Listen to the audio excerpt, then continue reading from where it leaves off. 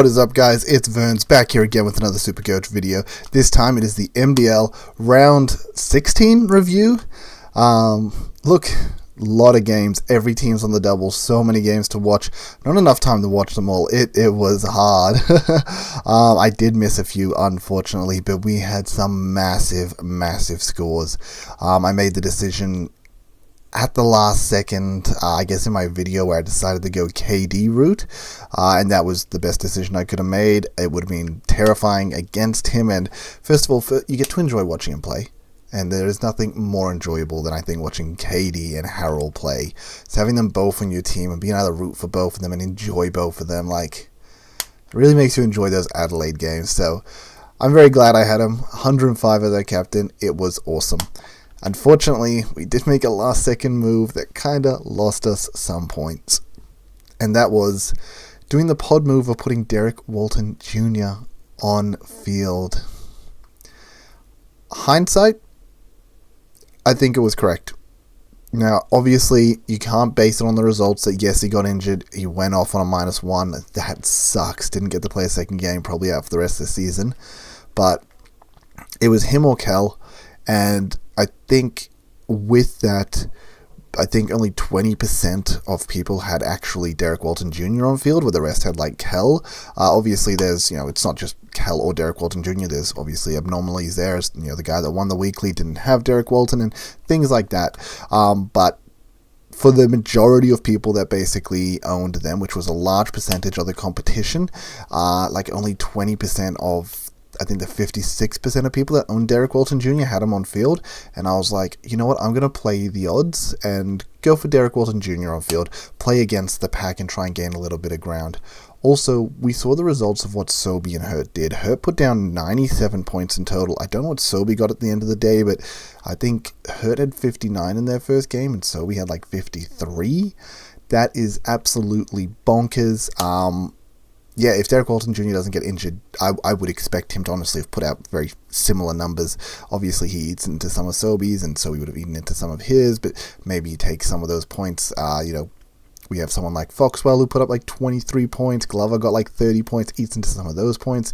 I could have definitely seen Derek Walton Jr. putting up like a 90+ this week if he actually played both games, because Sem ran over their opponents. They looked fantastic, and, at the end of the day, a Glover or Foxwell is just an upgrade if we go to Derek Walton Jr. We're getting an upgrade if we go to him. So probably the same result, but with maybe even a better result. But with Derek Walton Jr. scoring the points. So I think it was correct to take that punt against the pack. I think the matchups were really good for Sem, and it made sense to run Derek Walton Jr., and we just got a bit unlucky. It's that simple, unfortunately. Just a bit unlucky. But yeah, I don't regret that decision. Our team value, it's gotten to 3 mil, and we talk about it every time. The team value is probably the most important part in this game, and I see the guys at the top of the table. I've seen one guy over 3.8 mil. I know I haven't checked out like the highest total value of team, but there's a difference between me and the top of the table. They have an extra 800k on top. That means they want to put 200k extra on 4 of their players.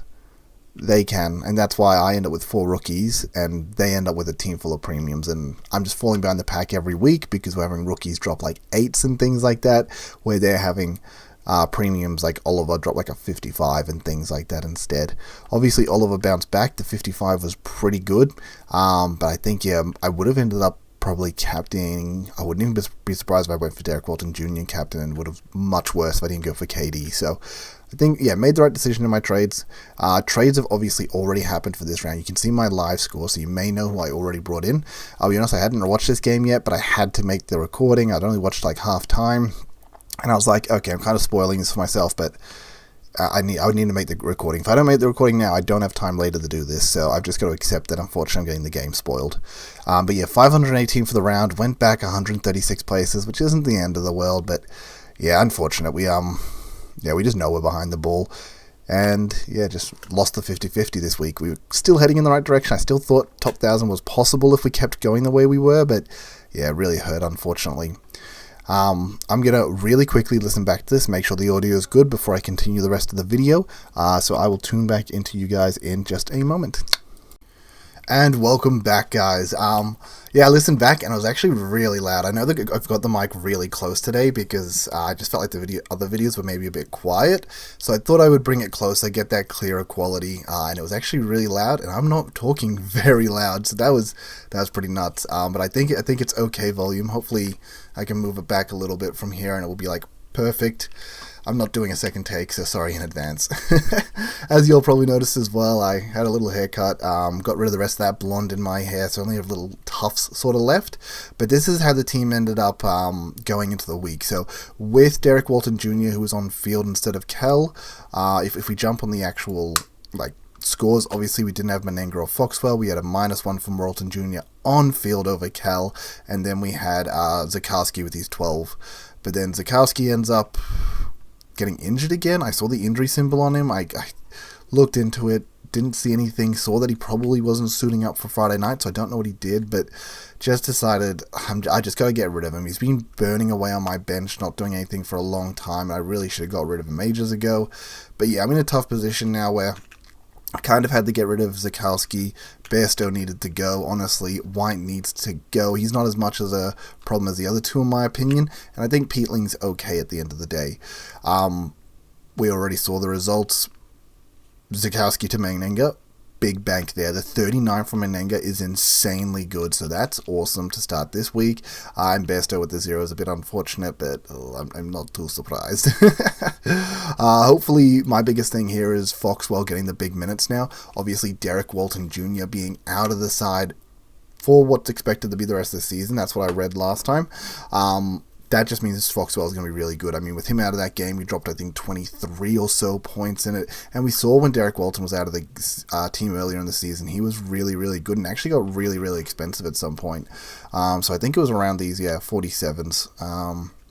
So the 47, the 22, the 29, just really good form for a period of time here. Unfortunately dropped off. I do wonder when Derek Walton came back. He was only gone for 3 weeks or so. So with these, the 3 games without Derek Walton, I'm actually going to bring up compare the pair real quickly.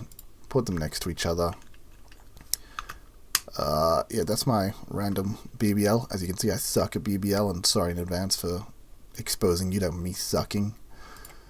Let's just see if I can do this. This should be fine, I would think. Oh, gosh. Let me scroll sideways. Okay, we're just going to extend it. This should work, right? Derek. Why did I write it there we go. Compare the pair. So what games? So he played 9. So he did play 10. He missed 11. So did he get injured between... Yeah, he got injured earlier between the round 6 and 7. Is that what he missed? So 6 for Foxwell wasn't good. 7 was better. Derek came back, but he missed 12, and 12 was interesting. Oh, he was back for that Melbourne game, actually. So he missed the Brisbane game, he did really well. He missed the Cairns game, he did really well. He was actually... the Illawarra game, is that where he got injured because he dropped the 3? Something happened there where he got a 3, but you can see that those games directly correlate, that he's gone, and 29, he's gone, 22, he's gone, 47, and then the game he's back... we're back down to 8 points, unfortunately. Obviously for this, he was there for 5. He wasn't there for 6, 15, 16. He got that 8 without him as well before he was back. Sorry, he got the 10. Which, look, they're not the greatest scores, but I think it's more... Yeah, we obviously see the step up here. And Foxwell's just, in my opinion, being good. I feel like he's really developing as a young player, so I'm pretty impressed with him, and I decided to take the punt there on him. Plus, I had to go for cheap guys. It's just straight facts. With, unfortunately, Zakowski being 99k, I had 30k in the bank. If I went you had a direct trade where you could go Derek Walton Jr. straight to Taron Armstrong, but if I did that, then I'd have no money to move Zakowski or Bairstow. I'm getting in someone else that's 80k, and it's just not an upgrade. I'm just moving one bad player to another bad player. I might as well just be moving premiums around and getting the guys on the doubles. There's no point in doing sort of sideways with these rookies. So decided to sort of make an upgrade by going down to Foxwell, who I think with the elevated minutes will be priced below what he's going to score at. I think he will definitely play above this price tag and be a good value pick.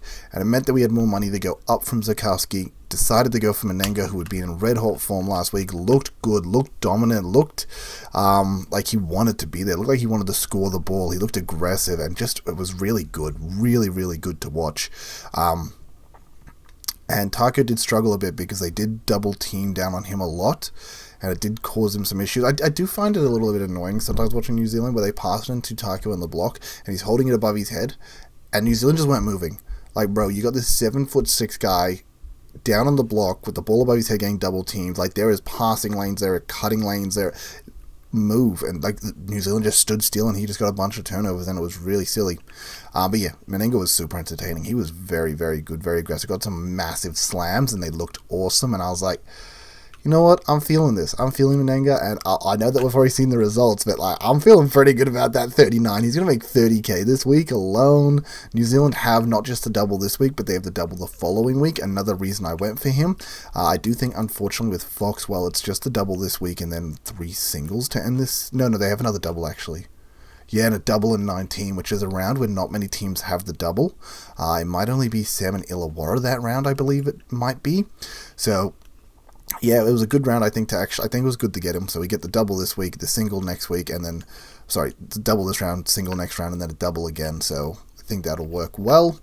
So I was pretty happy with those trades, and I know you can't be results-based, and the results are already really good for these trades, and there just wasn't really anything I could do with Bairstow, unfortunately. If I kept Zukowski, if Zukowski ends up playing, even if he plays one game against Illawarra, we've seen his restricted minutes. They're not going to risk him getting injured or anything, so yeah, no, I think this was correct. Worked out. I really wanted to get rid of Zukowski for a long time. But yeah, we had some good scores through the week. I mean, Cooks was awesome, Harrell was awesome, Davis was awesome, Kel did his thing, Prather did his thing. You wouldn't be unhappy with these scores, but we just had some massive players during the week that went bananas. So yeah, congrats to anyone that was on Mooney, who did obviously really well last week and then put down the 45 right now. So anyone that got on him, awesome. He's paid crazy dividends, and you probably didn't expect that in this game with PJC being back. Windler actually been in some really good form. Obviously earned the 31 here, but the week before as well, I think he had a really good week too. Yeah, had another massive week there. So if you were someone that happened to get on Windler, then or you've been stuck holding him since the Perth runs, this actually paid dividends. Yeah, the 17 sucked, but then after that he'd been really, really good, and I think that's a positive for Bryce as well, because Bryce is hitting him in the corner. He's actually hitting these threes, and Bryce is getting all these assists. Bryce is getting a bunch of assists, and he already scores the ball enough that with the added assists, he's a double threat with those, and he's just getting so many Supercoach points. But yeah, obviously the very obvious thing was pay up for the best guards in the competition. If you had Kendrick Davis and Bryce Cotton, you were just set this week. You played them on field, you were awesome. If for some reason you had, I think Harrell was pretty obvious too, so I do think for those that did have the big bank, like KD, Bryce, and Trez were pretty obvious. Cook's also another one that's pretty obvious, so if you had the big money, you had probably 4 really easy players. If you went for Hurt, then awesome there. If for some reason you're on Mooney or Froling, great work there too. Yeah, Selby ended up on 81, so it was really good from him. Bannon looking good as well with the small ball they sort of had to play. Yeah, no, he had a good week after what's been a pretty disappointing season in my opinion. I was really expecting a step up from him this year, and it just hasn't really happened. Nothing overwhelming, and then just a really big week here. The 38 the other week as well. I understand he was plagued with injuries to start the year, so he's a slow start, and it's always a bit harder. But yeah, a good bounce back from him.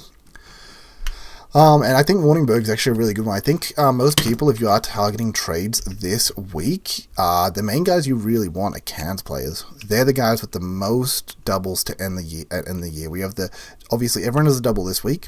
Then we have 3 rounds left after that, 18, 19, 20. There's only one team that has 2 doubles over 18, 19, 20, and that's Cairns, meaning they have 2 out of the last 3 rounds of doubles.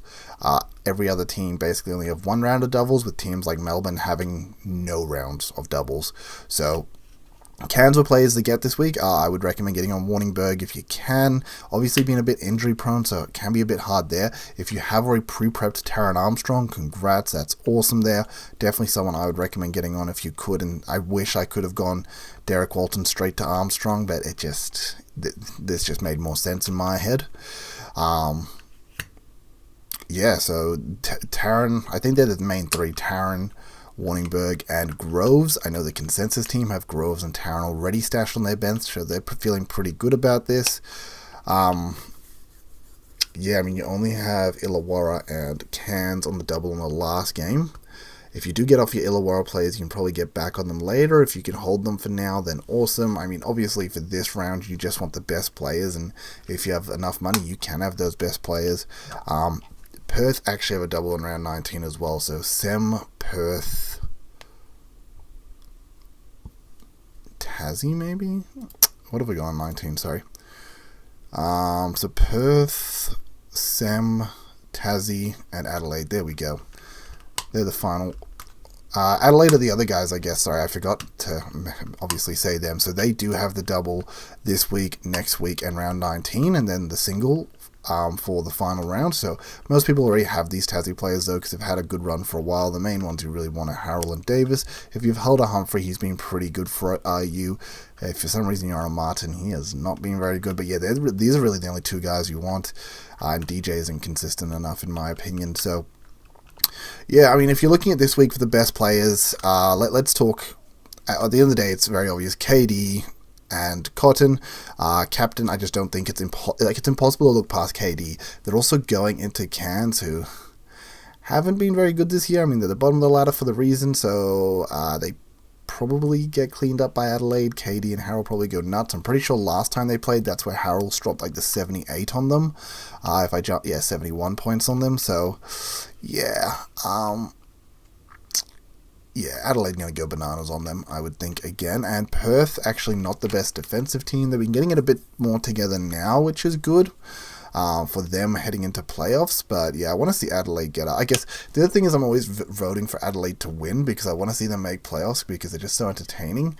Same with Sem. I really want them to make playoffs too, so I kind of want Jackies to fall out. So it's kind of good New Zealand got up over them today. I think that would be my favorite finals. Obviously Melbourne are already in. Perth are sort of, Perth, Melbourne, Illawarra, those are teams I don't see getting knocked out. Sydney are in a position where I don't see, like, they could, but I don't think they will. And then I would like to see Sem and Adelaide squeeze on in there. I think they would be my most entertaining teams, in my opinion, to be watching. I don't know, Tassie basketball isn't always the most entertaining. It is a grind. That's how they play. But yeah, I think, let's see, so we got Sydney into them. Adams obviously had a poor week last week. I don't know what happened there. If you went on Space Cam, you bounced back in that second game, so awesome for you there. Yeah, I think it's too obvious that you go KD as a very obvious shout here. Bryce is clearly number 2, so like if you still have those, you still run those guys. I think Harold's the very obvious center choice that you want to be choosing. Cooks is way too obvious as a forward, and then it really comes down to what other forward you want. I think Praith has been in insane form. He's almost 500k as well. This was actually a down week for him to get 78, which is crazy, because this is usually higher than Hurt on most other weeks, and then Hurt obviously had the bananas week this week. So I think in reality, these starting 4 plus Cotton would be perfect. I think Keller's very nice to have on the bench. I think if you have Hurt on the bench, well done. If you have Armstrong down here on the bench, Froling, I think for a lot of people has been pretty consistent. Space Cam's a cheaper version of that if you had him. White, he got really cheap as well. He could be a really cheap forward option to get in, but that's really for this week only, because after that Melbourne have 3 singles in a row, so it's annoying in that sense that you bring him in for like one game while he's cheap, but prices isn't really relevant here, and most people have enough money where they can probably ignore that factor. I guess other forwards we're looking at, other forwards and centers, because I know I already named Froling. Well, what's like the 4th best forward you kind of want in this time? Let's just look at averages. So we already kind of named the top. We're running Harrell as a center, I think. So you're running Hurt. Yeah, White, Wallingberg. We kind of said Warningberg as well, and Warningberg has the good fixture. Oliver's there too. Groves also with the good fixture, but only a little bit cheaper than Warningberg. I would just pay up for Warningberg if I had to choose one of the two. Yeah, so Oliver's the budget option between all of them. White's not as cheap as I thought he was in reality. Windler, who has been in good form. They do have the round 19 double as well, so you could get away with something cheeky there. Oh, is Doolittle back? I didn't even realize Doolittle's back. 32. Wow, he is super cheap. Did he just play the one game, or did he end up playing two? Did they ease him back in? Yeah, he played 2, 12 and 20. I'd like to see the minutes he actually played, but he could be a massive budget option. He could be someone that maybe in my boots, where I'm just like so poor, maybe I could try and get him next week. I think, what was his break even actually in that situation? Just because I would prefer Doolittle on a single than like a Bairstow or a Peatling on a double, honestly. 52. So he might not get that. He might get that. He's probably going to be around that same price as someone that I might need to target personally coming up. I mean, my plans for next week, it gets a bit hard. Cooks, when do you have a double, or do you not have a double for the rest of the season? Yeah, he doesn't have a double for the rest of the season, so Cooks kind of needs to be traded. Kel ends up getting benched. That becomes a bit hard, doesn't it? Because I kind of have to move 2 premiums. But, I mean, if I move Cooks and I move Kel to the bench, that's fine. But then White needs to probably go up to a premium forward. But Cooks still needs to go to a premium forward. Who's on a double next week? So I'm just pre-planning for next week. So let's just quickly go back to players. Let's just quickly filter this. Sorry, I thought about this, but I also hadn't actually planned out who I was going to get. So if Cooks at 416k can go down to a Warningberg, that's not bad. Banks me 100k. Then I can put 100k on top of White to maybe get someone decent for White. I'll figure that out next week. But yeah, Cooks and Warningberg seems like the play next week. Even if I run Kel on the single, I could always do that and maybe try and upgrade one of these guys to Doolittle if that's the case. That would give me a better field overall. I think I'd have to upgrade Peatling though. I mean, technically I could upgrade White and move Bairstow down. Yeah. Well, they're definitely my consideration. I've waffled on for way too long. Look, the season's coming to an end. Huge congratulations to all those that are absolutely smashing it. I'm ranked number 5 right now is our boy SDS Steve. Crushing it. Massive round this round. Let's just quickly, while we're here, let's just look at these teams. So these teams value, look at that, 3.8k. That is insane. It's probably best to look at total points, but yeah, 3.8 here. Was that the same guy? 3.8. The Cotton. Oh my goodness, I clicked on league. 3.8. Nah, it's a different guy, but still so much money on top of people. They just have so much more money than me. Yep, 3.8 again. 4 million. Oh god, their teams are going to be so good. Let's just quickly look at this team. Yeah, that's a full premium lineup. It's literally a full premium lineup. You couldn't want anything more than that. What a run home you're going to have to finish the season with so much money in your bank. Unlike me, who's dicking around with rookie still. That is really unfortunate from my side. But yeah, actually it's got Peatling there. But still, I'm sure he has money in the bank or something. But even then, he's paid up for the best of the best. What a team. What a team. But yeah, these teams at the top, just absolutely nuts.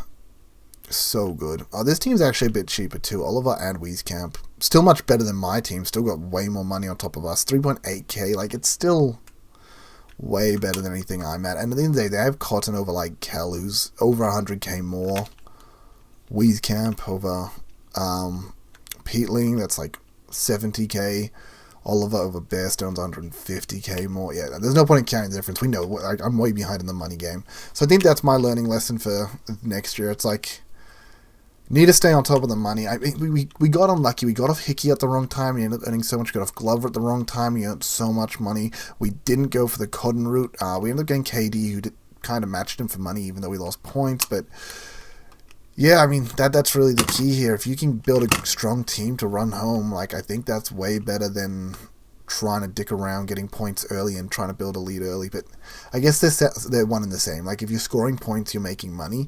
And if you're making money, you're scoring points. You're scoring more than what you're valued at. So it's really a best of both worlds. And sometimes you can nail that and sometimes you don't. And yeah, we took some risky plays here and there, and they didn't pan out, unfortunately.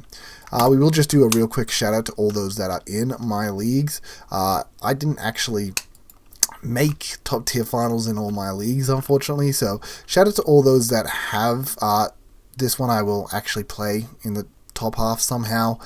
This one I did fall down to the bottom half, so not even in the top 6. So congrats to all those that are up there and crushing it. Yeah, for third league, obviously got to 4th again, so at least in the top half there. And then in like the creator leagues and stuff like that, I just got wrecked by most leagues. So yeah, congrats to all those that absolutely shit on me this year. You're all superstars. But yeah, look, I'll wrap it up there.